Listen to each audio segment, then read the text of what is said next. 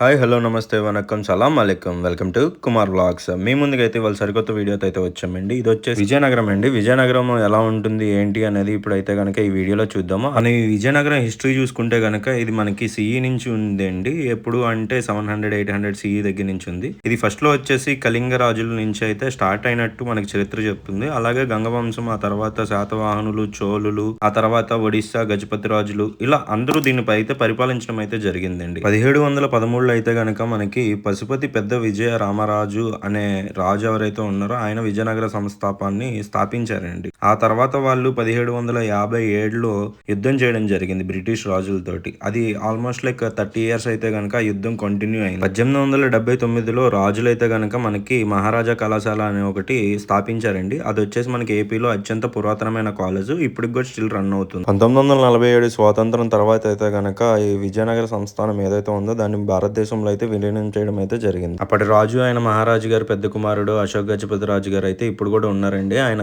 Aviation minister గా Modi government లో అయితే వర్క్ చేయడం అయితే జరిగింది. మనం ఇప్పుడు ఆ కోట దగ్గరికి అయితే వెళ్ళబోతున్నామండి. ఆ కోట జెండా మనకైతే కనబడుతుంది కదా మీరు చూస్తుంటే గనక. అలాగే కోట మనకి స్టార్టింగ్ లో అయితే గనక అశోక్ గజపతి రాజు గారు ఎవరైతే ఉన్నారో అతని ఫోటోతో ఒక బ్యానర్ కూడా అయితే ఉంది. ఇప్పుడు ప్రెసెంట్ ఇక్కడ వర్క్ లోపలికి వెళ్ళడానికి ట్రై చేసాము. బట్ అక్కడ వర్క్ జరుగుతుందని చెప్పేసి మనకి లోపలికి అయితే అలౌ చేయలేదు పూర్తిగా. సరే, బయట నుంచి front side and back side చూద్దాం అన్నట్టుగా మనం ఇటు ఫ్రంట్ సైడ్ అలాగే అటు కవర్ చేసుకుంటా బ్యాక్ సైడ్ కి అయితే వెళ్ళటం జరిగింది. కోటకి చాలా వ్యాస్ట్ హిస్టరీ అయితే ఉందండి. విజయనగర సామ్రాజ్యానికి గానీ ఇంతకు ముందు పరిపాలించిన చోళులు, చాణక్యులు వాళ్ళ టైం నుంచే విజయనగరానికి అయితే మంచి ఖ్యాతి అయితే ఉందండి. At the same time Vijayanagara సంస్థాపన ఎప్పుడైతే జరిగిందో అప్పుడైతే గనక కర్ణాటక మరియు హిందుస్థానీ నృత్యానికి అయితే గనక చాలా ప్రాముఖ్యత అయితే తీసుకొచ్చారండి. అట్ ద సేమ్ టైం విద్య, వైద్యం, ఆరోగ్యం ఏవైతే ఉన్నాయో వాటి గురించి కూడా అప్పుడున్న రాజులు చాలా కేర్ చేసి ప్రజలకు మనము ఖచ్చితంగా మంచి చేయాలి అనే విధంగా అయితే కనుక పరిపాలించడం అయితే జరిగింది. మనకి హిస్టరీ కూడా అదే చెప్తుంది.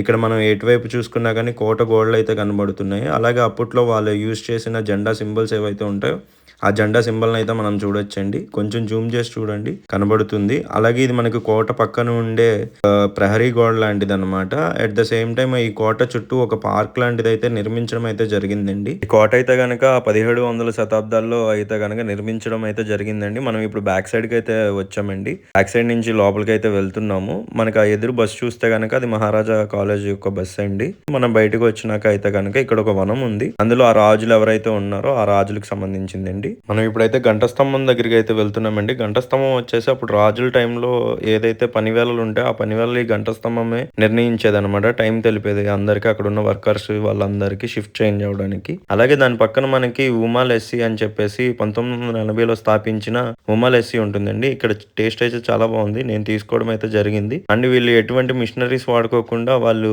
హ్యాండ్ క్రాఫ్ట్ అయితే చేస్తున్నారు అనమాట మనకి. అంటే దానిపైన లైట్ గా బూస్ట్ అయితే వేసిస్తున్నారు. వద్దు అనుకున్న వాళ్ళకైతే బూస్ట్ వేయట్లేదు. బట్ ఇది వచ్చేసి చాలా బాగుంది. అండ్ ఇది జస్ట్ 20 రూపీస్కి అయితే కనుక మనకి గ్లాస్ ఇస్తున్నారండి. అండ్ ఇది చూసుకుంటే కనుక మనం పెద్ద మార్కెట్లో వచ్చేసి మనకి రాజుది యొక్క గుర్రం మీద అతను యుద్ధం చేస్తూ మరణించినట్టు సింబాలిక్గా మనకి ఆ గుర్రాన్ని పెట్టి మహారాజుని అయితే పెట్టారనమాట. నెక్స్ట్ మనం చూసుకుంటే ఒకసారి విజయనగరాన్ని రౌండ్ వేద్దాం అంటూ అలా ముందుకైతే సాగానండి. అలా విజయనగరం ముందుకు వెళ్తూ చూస్తే కనుక మనకు ఒక పెద్ద చెరువు ఉంటుంది. ఆ చెరువు చుట్టూ అయితే కనుక మనకు ఒక పార్క్ లాంటిది అయితే నిర్మించడం జరిగిందండి విజయనగరం మున్సిపాలిటీ వాళ్ళు. అండ్ చాలా బాగా అయితే మెయింటైన్ చేస్తున్నారు ఇది. అలాగే అక్కడికి చాలా మంది అయితే వస్తున్నారండి. వాకింగ్ చేసుకోవడానికి కానీ, లేదు అంటే గనక చిన్న పిల్లల్ని తీసుకొని వచ్చేవాళ్ళు కానీ, ఫోటోషూట్స్ అని చెప్పి ఫోటోషూట్ చేసుకునే వాళ్ళు కానీ, ఇలా చాలా మంది అండి. ఇక్కడ ఉండే మనుషులు చాలా ఆప్యాయతగా అయితే పలకరిస్తున్నారండి. నేను ఒకరోజు నైట్ ర్యాపిడోలో అయితే వెళ్ళడం జరిగింది. ఆ ర్యాపిడో వ్యక్తిని కొంచెం సేఫ్ గా తీసుకెళ్ళాలి అంటే అలాంటిది ప్రాబ్లం ఏం లేదండి. ఇక్కడ విజయనగరంలో మీకు అలాంటి ప్రాబ్లం ఏమీ ఉండదు అసలు. మీరు వేరే దగ్గరలో ఎక్కడైనా చూసి ఉండొచ్చేమో కానీ విజయనగరంలో మీకు ఎవరైనా కానీ హెల్ప్ చేయడానికే చూస్తారు తప్ప ఎవరు ఇక్కడ మీకు హార్మ్ చేయడానికి అయితే ఉండరు అని చెప్పేసి అన్నారు. నాకు అలా విన్నప్పుడు చాలా హ్యాపీ అనిపించింది. ఎందుకు అంటే లైక్ మనం వేరే ప్లేసెస్కి వెళ్ళినప్పుడు కొంచెం భయపడతాము. వాళ్ళు చెప్పిన దాని ప్రకారం అయితే ఇక్కడ భయపడాల్సిన అవసరం అయితే ఏమీ లేదు. ఏదైనా ఇబ్బంది ఉన్నా కానీ చుట్టుపక్కల వాళ్ళు మీకు హెల్ప్ చేస్తారు అలాగే చెప్పారు. అట్ ద సేమ్ టైం అదే రోజు నైట్ నేను 12 అయిపోయింది అనమాట విజయనగరం రీచ్ అయ్యేపాటికి. నాకు ఇక్కడ ఏమీ దొరకనప్పుడు నాతో పాటు ఒక వ్యక్తి ఉండి ఆయన పేరు కూడా కనుక్కోలేదు ఆ టైంలో. బట్ ఆయన నాకు వెహికల్ వచ్చి ర్యాపిడో వచ్చి నన్ను ఎక్కించుకొని వెళ్ళేదాకా అయితే కనుక నాతో అలా నిలబడి ఉన్నారండి. దానికైతే నేను చాలా ఆనందపడ్డాను. ఇలా మనకంటూ ఒక వ్యక్తి నిలబడి మనం వెళ్తున్నామా వెళ్ళట్లేదా ఏమన్నా దొరికిందా లేదా వెళ్ళటానికి. నేను అప్పుడు చెప్తున్నాను మళ్ళీ ఇప్పుడు చెప్తున్నానండి. ఆయనకి నేను చాలా రుణపడిపోయి ఉన్నాను. ఎందుకంటే అంత టైం వరకు వెయిట్ చేసి ఉన్నందుకు. అలాగే మీకు ఈ వీడియో నచ్చింది అనుకుంటున్నాను. మీకు నచ్చినట్లయితే గనక లైక్ చేయండి, షేర్ చేయండి, సబ్స్క్రైబ్ చేయండి. అలాగే మీ ఫ్రెండ్స్ అండ్ ఫ్యామిలీ